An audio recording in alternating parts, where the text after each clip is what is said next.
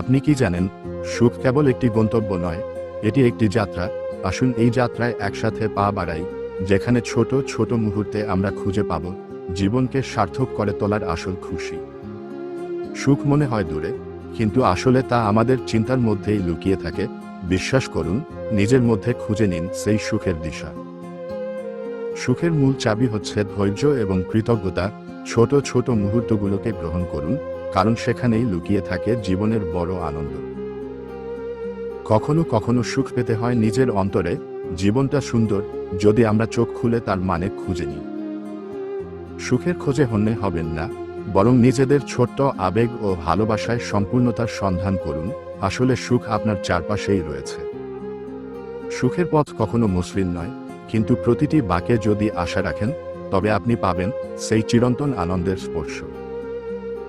আশা করি আপনার মনন এবং হৃদয়কে সিক্ত করা এই ভিডিওটি আপনাকে সহযোগিতা করেছে সুখের পথে। মনে রাখবেন, সত্যিকার সুখ কখনো কোনো নির্দিষ্ট স্থানে নেই, বরং তা আপনার নিজের ভেতর, আপনার চিন্তা ও অনুভূতিতে। তাই জীবনকে উপভোগ করুন এবং প্রতিটি মুহূর্তে খুঁজুন সেই সুখের দুটি।